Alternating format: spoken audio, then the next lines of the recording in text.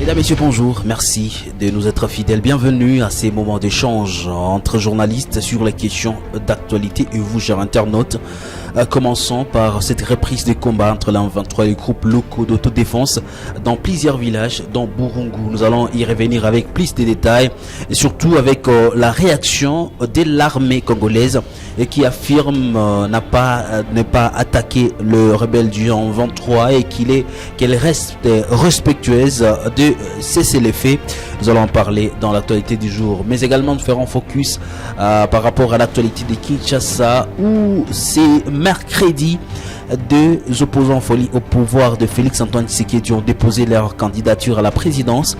Il s'agit de Moïse Katumbi dont sa candidature a été confirmée par la CENI, mais également Martin Fayulu qui est descendu aujourd'hui à la CENI pour déposer sa candidature. Moi et vous, on va se retrouver dans la deuxième partie de cette vidéo pour plus de détails.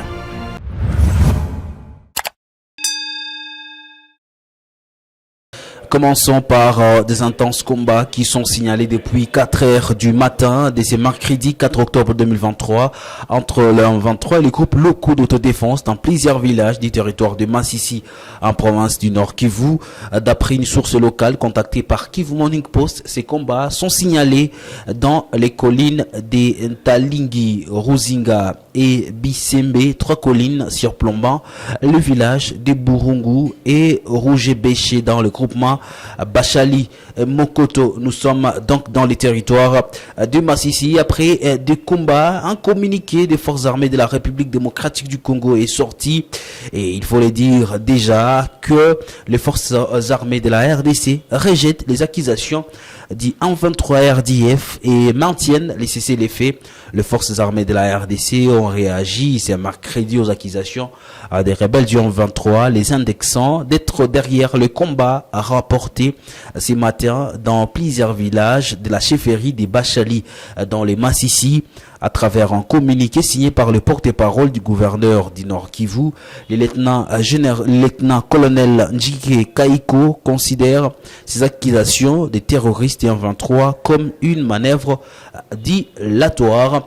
Vous allez donc aller sur le site de www.kivumorningpost.cd pour aller suivre les détails, plus de détails sur ces communiqués de l'armée. Et puis, comme je le disais, Moïse Katumbi dépose finalement sa candidature à la CENI.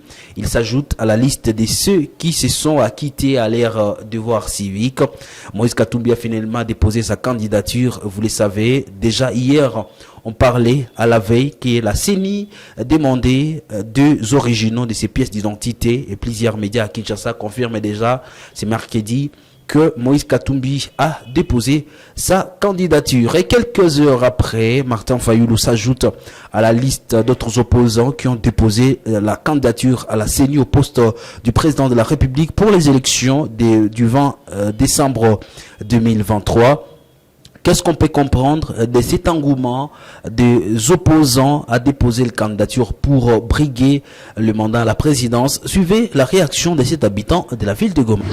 Moi, personnellement, je pense que le fait que les 3 candidats ont déposé, c'est une chose qu'il faut saluer au pays parce que la RDC, c'est un pays démocrate, mais simplement, on doit comprendre qu'aujourd'hui, le bruit de l'opposition est très important. Mais nous ne comprenons pas, est-ce qu'à travers ces 3 grands leaders, Félix va-t-il être détruit? On ne comprend pas. Simplement, nous voyons combien le peuple congolais soutient sérieusement l'opposition au pays parce que du point de vue bilan de Félix, le bilan est totalement négatif actuellement. Et raison pour laquelle les opposants sont sérieusement mobilisés pour désactiver Félix. Et je crois que dans un pays où il y a la démocratie, où la démocratie respire normalement, c'est un vent qu'il faut saluer. Mais simplement, si ces gens pouvaient y aller, les opposants, en ordre de disperser, on ne peut pas aussi s'attendre à un résultat responsable. Le fait que si Mukwege, Martin Fayulu, Matata Ponyo, Moïse Katumbi, ces 4 leaders pouvaient se séparer en cours de route, bon, simplement, il faut enregistrer que Félix va gagner. Mais si on pouvait décrocher la candidature unique, en tout cas, nous pouvons espérer que d'ici le 20 décembre 2023, on peut avoir un nouveau président au pays. Mais si ces 4 personnes y vont comme ça, on va enregistrer encore la déception. Voilà, nous souhaitons à ce que la candidature soit unique. Et c'est possible, même une semaine avant les élections, c'est tout à fait possible. Et puis, nous allons donc finir l'actualité du jour par cette information. Les autorités du territoire de Nyiragongo demandent à 990 ménages victimes de l'éruption du volcan Nyiragongo du 23 mai 2021 de libérer les terrains de la paroisse Sainte-Thérèse de l'Enfant Jésus en territoire de Nyiragongo. Cette demande fait graissant les dents dans les camps de ménages installés sur ces lopins des terres depuis maintenant 2 ans.